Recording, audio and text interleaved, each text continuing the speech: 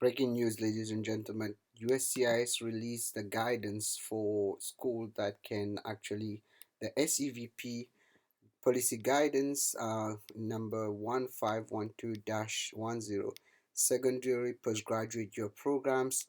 And this basically is what is going to determine which school kind of have the right to issue SEVP, that means student visas, and it's under 8 CFR 214.3 subsection A to C as it relates to secondary school. And this is a draft of the what is coming, and it's a breaking news because many school might not be qualifying for F1 students, so be very careful. So what they're looking for here is basically what is first the eligibility of the school programs for programs. IRERA prohibits F1 study at a public elementary school and limits the duration of study for F1 students attending secondary school who graduate who have reimbursed the school for the full unsubsidized per capita cost of education. SEVP regulation states that the public school is grade 9 to 12. So basically, what it's saying here, for those who are on grade 9 to 12, you can 9 to 12, you can have a 1 year student visa. But from my experience, it has always been hard for those people to get it, even though I've seen some people having an F1 based on those schools. So uh, the next is a secondary postgraduate program is for recent high school graduate. Federal statute and SVP regulations prohibit certification for any study at a public secondary school beyond the 12th grade level. So a public secondary school will not be able to get not be able to issue the F1 visa. For the purpose of SEVP certification, only a private secondary school is approvable for the secondary postgraduate year program. SEVP will not approve such programs at a public secondary school. That means if you're planning to go to a secondary school from 9 to 12, public school, and you will not be able to get a student visas there. So for those who are here, who are of younger age, be careful. And then school requirement, the school is seek the school who is going to seek for the secondary postgraduate year must have a school licensure. Of course, they have to be licensed, they have to have accreditation, and SEVP identify accrediting agency, both the school secondary curriculum and the second postgraduate year program, and this basically under the PL law here. And the program requirements, an approvable secondary postgraduate year program must meet the following standards. So now we are talking about the postgraduate secondary education completion. The program must only enroll students that have completed secondary education. So if you have not completed secondary education, you will not be able to uh, they will not be able to issue the F1. Educational objective. The program must have clearly defined and stated educational objectives.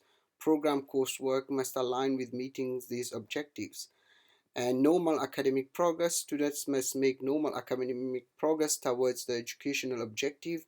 These objectives must be met by measurable standards of success and failure evaluated on a period basis with all students on the program. That means basically you're going to get tested, and if you don't meet the requirements, if the school is not doing that, they themselves will not be able to to basically issue student visa. The program length, of course, it cannot be longer than 1 academic year. And then here, full course of study. Students must meet the full course of study requirements as listed under 8 CFR 214.2 F6I capital E. The prescribed full course of study amount to class attendance must mirror the school 12th grade full course. Here, basically, what they're talking about are those schools who are basically taking from to up to 12th grade. And ESL programs, by definition, secondary postgraduate year programs are in general in nature. A program that incorporates more than 25% ESL coursework is not approvable postgraduate year program. So check, these are the requirements now, ladies and gentlemen, that they will be using, and this is a draft, it has not been approved yet, but I'm pretty sure this is going to come out. Online distance education, secondary postgraduate year programs require physical presence, and this is major. um, we know what happened to Tribal University when they basically went ahead and just issued the student visas based on online distance learning, and we know what happened to the students too. Um, it's the use of online distance education is only authorized if the student is on site with school employee oversight at all times. This can comprise no more than 50% of the academic year. This one is major because a lot of people, well, now it's not happening that much, but before it used to be happening a lot, where they would be sitting in one state and taking the classes in another state. Effective date, it has not been published as a final rule, so this is just a draft at this point, so we will have to wait when it becomes a full law. This guidance is effective immediately for all new secondary postgraduate year. Well, basically once they put the date, it will become effective immediately. They will give 60 days to comply, so be ready now. There are some major changes coming, ladies and gentlemen, so be ready. This is just like I say, it's a draft, like you see here.